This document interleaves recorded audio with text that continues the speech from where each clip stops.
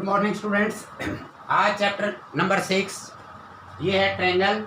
तो ट्रायंगल के बारे में आपने कक्षा 9th 8th 7th 6th आप वहाँ से सीखते आ रहे हैं कि ट्रायंगल क्या होती है।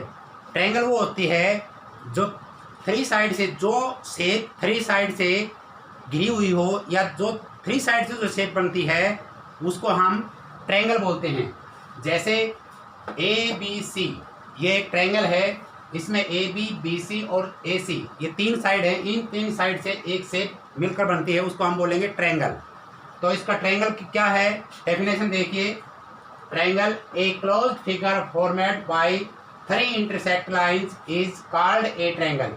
यानी कि जो ट्रायंगल है वो तीन साइडों से जो इंटरसेक्ट लाइन करती हैं आपस में, जो तीन साइड इंटरसेक्ट करती हैं आपस में, ये लाइन और ये लाइन यहाँ इंटरसेक्ट करती हैं, ये लाइन और ये लाइन BC ये यहाँ B पॉइंट पर करती है। इस प्रकार से हम जो थ्री साइड से इंटरसेक्ट करें उसको हम ट्रायंगल बोलते हैं। और इस ट्रायंगल का जो इंटरनल जो एंगल होते हैं उनका टोटल सम कितना होता है, 180 होता है। Lines the sum of its angle is a 180। ये आपको याद करना है, मैं इसलिए लिखवा रहा हूँ कि आपको ये याद रखना है क्योंकि छोटे छोटे क्वेश्चन में बहुत काम आएंगे ये। अब क्या होता है कि सिमिलर फिगर क्या होती है। सिमिलर फिगर जैसे इसी ट्रायंगल का लगा लो, हम इसी ट्रायंगल का मानते हैं कि इसका सिमिलर क्या होगा। अगर इसकी शेप सेम है, ये शेप है इसी प्रकार की, ऐसी ही शेप एक और बना दी जाए, ये जैसे PQR ये बना दी, तो इसके या तो एंगल, इसके एंगल इक्वल होने चाहिए, एंगल इक्वल होंगे और इसकी जो साइड है वो प्रोपोर्शनल होनी चाहिए। तो सेम साइड, उसकी side the figure of same shape is called a similar figure. इसी प्रकार की फिगर अगर बनती है तो उसको हम बोलते हैं सिमिलर। जैसे अगर हम सर्कल लेते हैं, कोई सर्कल, जैसे ये सर्कल लिया हमने, ये सर्कल और ये सर्कल, अगर इन दोनों का रेडियस सेम है, रेडियस अगर सेम है तो ये सेम फिगर है, सेम फिगर है तो इसको हम बोलेंगे सिमिलर फिगर। ठीक है। उसके बाद आता है कॉन्ग्रुएंट ट्रायंगल्स। कॉन्ग्रुएंट क्या होता है, टू ट्रायंगल्स आर कॉन्ग्रुएंट। दो ट्रायंगल तब, यानी कि दो ट्रायंगल तब कॉन्ग्रुएंट होते हैं यदि they are of the same shape, उनकी शेप सेम हो। अगर इक्विलेटर ट्रायंगल है तो इक्विलेटर, दोनों इक्विलेटर होने चाहिए। अगर आइसोसेल है तो दोनों आइसोसेल होने चाहिए। और अगर स्केलन है तो उनकी रेशियो में होना चाहिए। अगर एक साइड 2 है तो दूसरी की 4 होनी चाहिए। इस प्रकार रेशियो में होना चाहिए, तो वो क्या होगी, वो कॉन्ग्रुएंट ट्रायंगल होंगी। तो एंड सेम साइज, उनका साइज भी सेम हो, उसको हम बोलेंगे कॉन्ग्रुएंट ट्रायंगल। सेम साइज और सेम शेप हो तो उसको हम बोलते हैं कॉन्ग्रुएंट ट्रायंगल। अब आता है आपका फोर्थ, सिमिलर पॉलिनॉमियल। ये सिमिलर पॉलीगन क्या होता है, सिमिलर पॉलीगन कोई भी डायग्राम है, जैसे दो सर्कल हैं, उनका रेडियस सेम हो। अगर इक्विलेटर ट्रायंगल है तो दोनों इक्विलेटर ट्रायंगल हों। अगर आइसोसेल ट्रायंगल है तो दोनों आइसोसेल ट्रायंगल हों। और अगर स्क्वायर है तो दोनों स्क्वायर हों।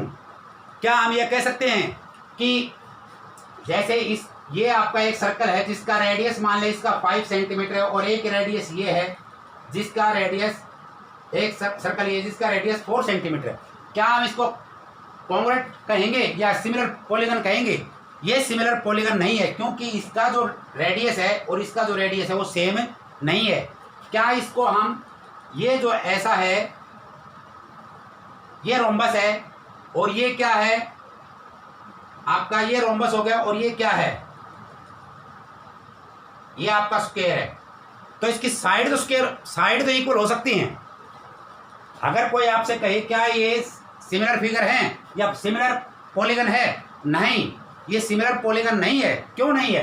क्योंकि इसकी साइड तो सेम हो सकती हैं लेकिन इनके एंगल इक्वल नहीं है। रोम्बस और स्क्वायर में एंगल इक्वल अगर ना हो, क्योंकि एंगल भी इक्वल होने जरूरी हैं, सो ये सिमिलर पॉलीगन नहीं हो, इसको नहीं कह सकते हम।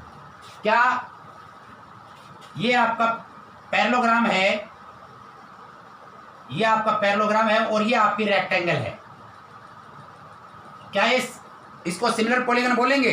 नहीं, इसको हम सिमिलर पॉलीगन नहीं बोल सकते, क्योंकि इसकी ऑपोजिट साइड तो सेम हो सकती हैं लेकिन इनके एंगल इक्वल नहीं है, तो ये सिमिलर पॉलीगन नहीं हो सकते। अब इसकी डेफिनेशन देखते हैं हम कैसे पढ़ते हैं। Two polygon of the same number of the side are similar. दो पॉलीगन तभी सिमिलर हो सकते हैं यदि उनकी साइड सेम हो और उनके एंगल भी इक्वल हो, यानी उनका साइज सेम हो और उसके एंगल भी इक्वल हो। आर द नंबर वन तब कब हो सकते हैं? नंबर वन क्या? All the corresponding angle are equal. उनके कोरस्पॉन्डिंग एंगल इक्वल होने चाहिए। ये कोरस्पॉन्डिंग एंगल, ये एंगल इसके इक्वल हो, ये एंगल इसके इक्वल हो, ये एंगल इसके इक्वल हो। तो साइड अकेली एक साइड से काम नहीं चलेगा। सिमिलर पॉलीगन में उसके साइड और एंगल दोनों इक्वल होने जरूरी हैं। अब दूसरा है point, all the corresponding side are in the same size. और जो साइड है वो भी सेम होनी जरूरी है। एक अकेले एंगल से काम नहीं चलेगा, अकेली साइड से काम नहीं चलेगा। अब जो 5 है, all congruent figure are similar but all similar figure need not be congruent. दो कॉन्ग्रुएंट फिगर हो सकते हैं लेकिन जरूरी नहीं कि वो all congruent figure are similar, सभी कॉन्ग्रुएंट सिमिलर होते हैं लेकिन सभी सिमिलर कॉन्ग्रुएंट नहीं हो सकते। जरूरी नहीं कि कॉन्ग्रुएंट हो। तो ये इस प्रकार से हमने 5 पॉइंट किए। अब आगे देखिए,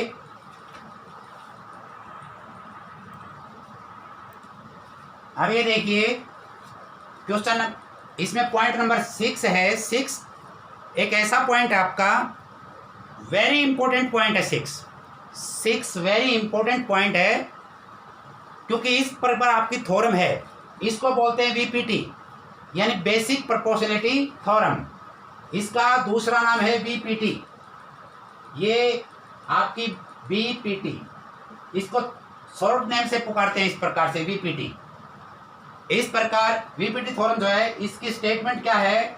स्टेटमेंट आपके इसी प्रकार की, या तो इसको प्रूव कीजिए, ये आएगी, या ये आएगी, आपकी ये स्टेटमेंट आएगी।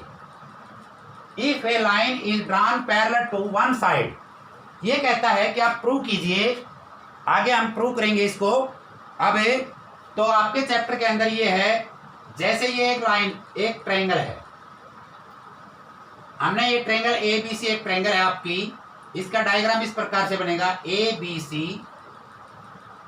अब एक लाइन ड्रॉ करते हैं हम, ये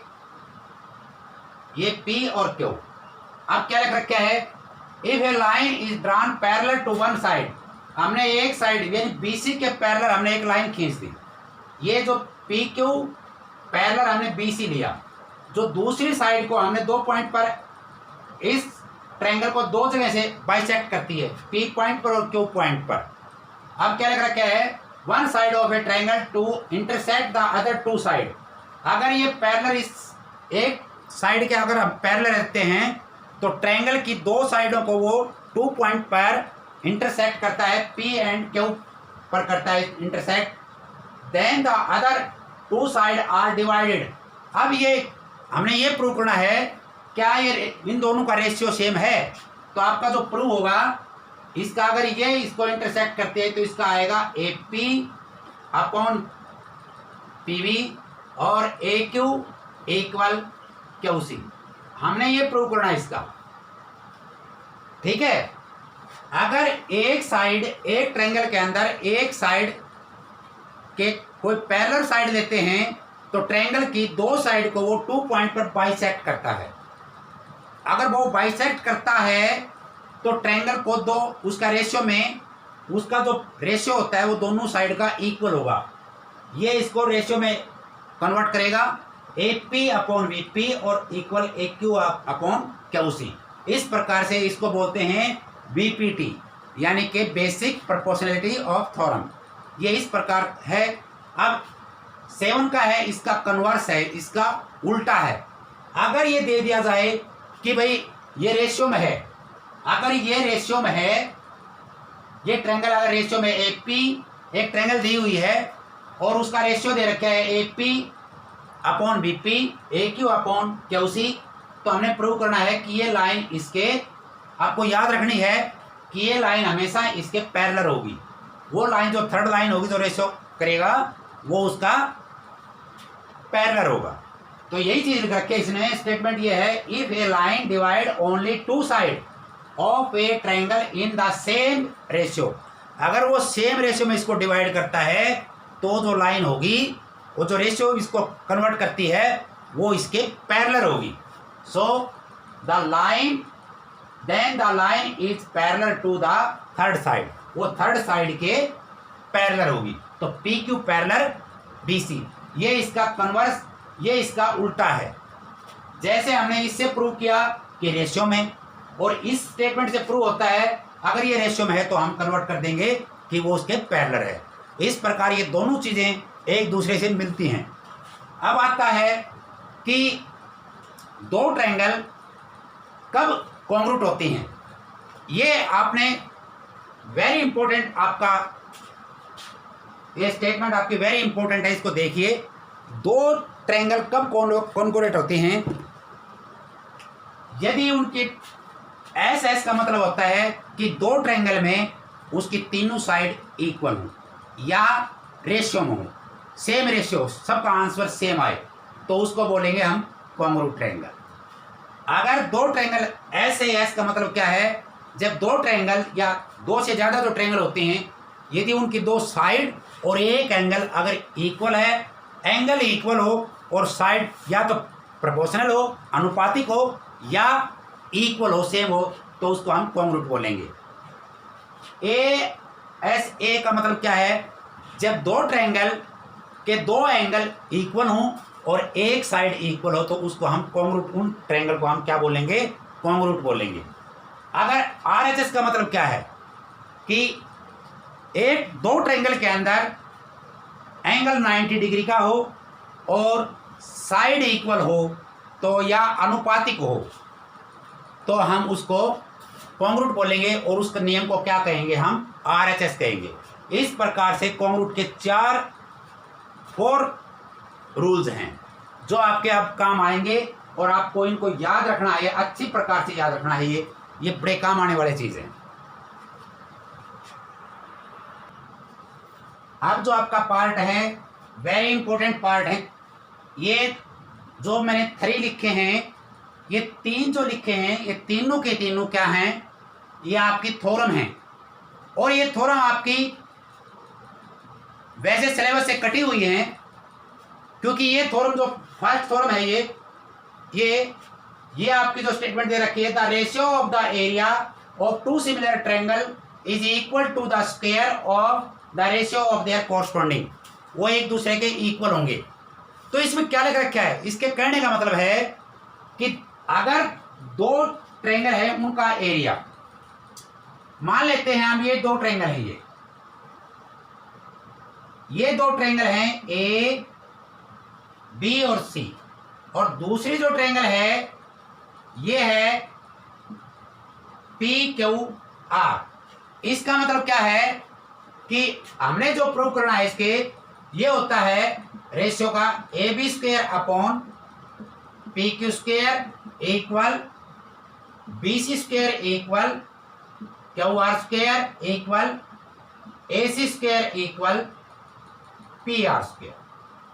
ये क्या है, the ratio of the area, इन दोनों का जो एरिया होगा ट्रायंगल, यहां लिखेंगे area of triangle equal area of triangle A B C upon area of triangle P Q R. इन दोनों ट्रायंगल का जो एरिया होता है उसका जो रेशियो होगा वो इनके स्क्वायर के इक्वल होगा, साइडों के स्क्वायर के रेशियो के इक्वल होगा। ये आपकी थ्योरम है जो हम आगे प्रूव करेंगे। तो इसको आपने याद करना है कि इसमें कौन सी थ्योरम चल रही है। अब पाइथागोरस क्या होता है, पाइथागोरस आप सबको पता है कि उसमें पाइथागोरस ट्रायंगल वो होती हैं जिसमें एक एंगल अगर उसमें 90 डिग्री हो, अगर एक एंगल 90 डिग्री हो तो उसको हम पाइथागोरस कहते हैं। तो उसका क्या होगा उसमें हाइपोटेन्यूज का स्क्वायर किसके होता है, उसमें एक साइड जो लार्ज साइड होती है उसका स्क्वायर अन्य दो साइड के सम के इक्वल के बराबर होता है। क्या कि मान लेते हैं कि आपकी ये है एक राइट एंगल ट्रायंगल है। हम इसका डायग्राम देखो आप किस प्रकार है कि ये राइट एंगल ट्रायंगल का ये डायग्राम है इस प्रकार ए बी और सी। इसमें ये एंगल बी एंगल 90 डिग्री का है। अगर ये एंगल 90 डिग्री का है तो इसके जो इन फ्रंट साइड होती है, हमें पता है कि राइट एंगल ट्रायंगल में जो सामने की जो साइड होती है वो बड़ी साइड होती है और वो हाइपोटेन्यूज होती है। अब जो ये साइड होगी आपकी, ये हाइपोटेन्यूज बोलते हैं इसको बेस बोलते हैं, इसको परपेंडिकुलर बोलते हैं। तो क्या होगा कि हाइपोटेन्यूज का स्क्वायर यानी A C square equal A B square plus B C square, क्योंकि hypotenuse square equal perpendicular square plus base square होता है। ये हमने ट्रिग्नोमेट्री में प्रूव किया था, वही है ये। इसमें लिख रखा है in a right angle triangle the square of the hypotenuse is equal to the sum of the square of the other two side. वो अदर अगली दो साइड के इक्वल होगा। अब इसका कन्वर्सन दे रखा है, इसका उल्टा दे रखा है। अगर ये दे दिया जाए किसी ट्रायंगल में अगर एक साइड का स्क्वायर अन्य दो साइड के स्क्वायर के सम के इक्वल है तो उसमें एक एंगल 90 डिग्री अवश्य होगा, वो पॉइंट 90 डिग्री का अवश्य होगा। इसको बोलते हैं उसका कन्वर्स, उसका उल्टा। तो converse of the Pythagoras theorem ये आपकी वेरी वेरी इंपॉर्टेंट है। क्यों?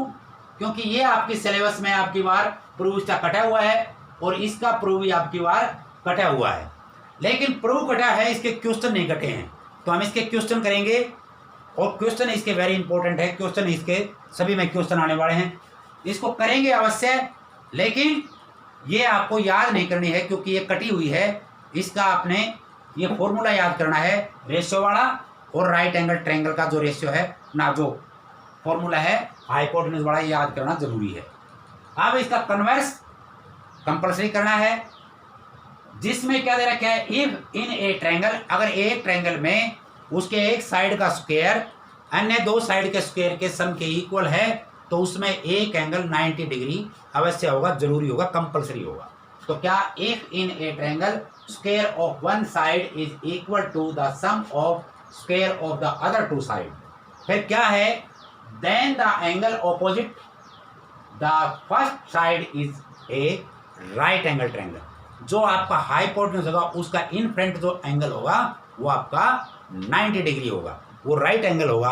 सो हमने ये आपके ट्रायंगल के इंट्रोडक्शन के लिए आपकी इस चैप्टर के लिए 17 बातें बताई हैं, 17 बातें बताई हैं। ये आपकी इस सिलेबस से संबंधित हैं जो आपको याद करनी है। Thank you.